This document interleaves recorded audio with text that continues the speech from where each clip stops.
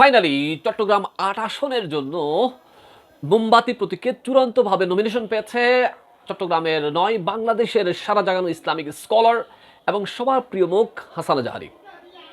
এটা অবশ্যই তরুণদের চাওয়ার একটা বিজয় হয়েছে, তরুণদের ঐক্যের একটা বিজয় হয়েছে।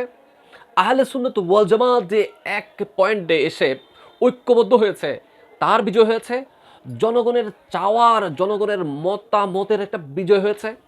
এই জন্য আমি ঐক্যবদ্ধ আহলে সুন্নাত ওয়াল জামাত জোট, Bangladesh Islamic front, Bangladesh supreme party, এদের মার্কা যথাক্রমে মোমবাতি, চেয়ার এবং একতারা, এই সকল নেতৃবৃন্দকে আমি মোবারকবাদ জানাচ্ছি, সাধুবাদ জানাচ্ছি। এই যে জনগণের পালস বুঝতে পেরেছেন, আমি একদম শুরুতেই বলছি চট্টগ্রাম ৮ আসনের জন্য মোমবাতি প্রতীকে যেন হাসানা জাহারিকে নমিনেশন দেওয়া হয়। অনেক বাক বিতণ্ডা হয়েছে, অনেক ইমোশনাল কথাবার্তা হয়েছে, শেষ পর্যন্ত চূড়ান্তভাবে তিনি কিন্তু নমিনেশন পেয়েছেন দলের পক্ষ থেকে। আমি শুরু থেকে বলছিলাম আপনারা জনগণের পালস বুঝতে চেষ্টা করেন, তরুণরা কাকে চাচ্ছে সেটা বুঝতে হবে। জনপ্রিয়তা কার কতটুকু আছে, মাঠে তার গ্রহণযোগ্যতা কতটুকু আছে, তার পারিবারিক হিস্ট্রি, ওসির রহমান হুজুরের দিকে তাকিয়ে হলেও মানুষ ভোট দিবে।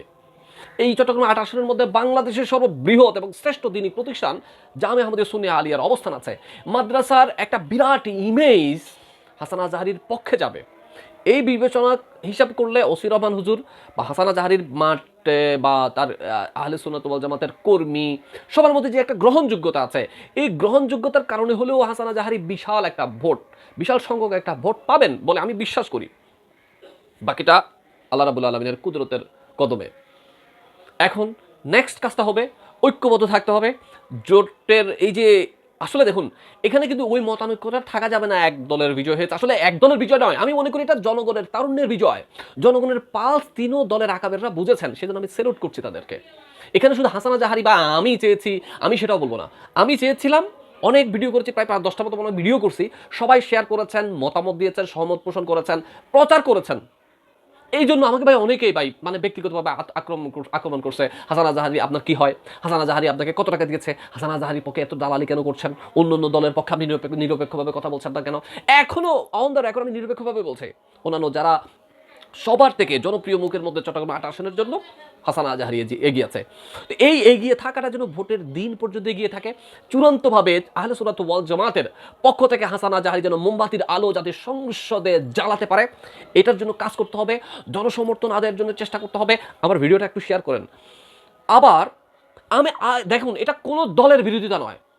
আমি আবারও বলছি, বিএনপির যে প্রার্থী এখান থেকে দাঁড়াচ্ছেন এরশাদুল্লাহ, তিনিও কিন্তু যথেষ্ট ব্যক্তিগতভাবে ভালো একজন মানুষ, সন্ত্রাস রেকর্ড নাই, কোনো ধরনের খারাপ রেকর্ড নাই, তিনিও কিন্তু নবী প্রেমিক মানুষ। আমার কথা হচ্ছে আহলে সুন্নাত ওয়াল জামাতের পক্ষ থেকে হাসানা জাহারি যে কথাটুকু জাতীয় সংসদে পেশ করতে পারবেন, এই কথাটুকু হয়তো আমাদের এরশাদুল্লাহকে দিয়ে সম্ভব হবে না। কারণ তার দল কিন্তু ডাইরেক্টলি ইসলামিক ইমোশনাল সাথে কানেক্টেড নয়, বা দলীয়ভাবে আহলে সুন্নাত ওয়াল জামাতের নয়।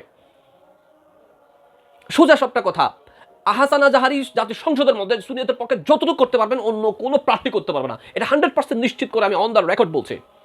সেজন্য বলবো, সকল মতানৈক্য ভুলে গিয়ে বিভেদ এক পাশে রেখে আহলে সুন্নাত ওয়াল জামাতের বৃহত্তর সাথে, সুন্নিয়তের সাথে, রাসূলুল্লাহর সাথে, আউলিয়া কেরামের সাথে আমাদের এই ঐক্যকে ভোটের দিন পর্যন্ত জিয়ে রাখতে হবে। এবং সুন্নিয়তের সাথে হাসানা জাহারিকে আমরা একটা একটা করে ভোট দিব। আমাদের পাড়া প্রতিবেশী, বন্ধু বান্ধব, আত্মীয় স্বজন যারা আছে তাদেরকে আমরা উদ্বুদ্ধ করব, মোমবাতিতে যেন আপনাদের ভোটটা যায় আহলে সুন্নাত ওয়াল জামাতের পক্ষে যায়। এই ভোট আহলে সুন্নাত ওয়াল জামাতের পক্ষে যাবে এবং সংসদের মধ্যে মদিনা ওয়ালা নবীর সম্মান আমরা হাসানা জাহারির মুখে ইনশাআল্লাহ শুনবো বলে আমি বিশ্বাস করি। ভিডিওটা শেয়ার করুন।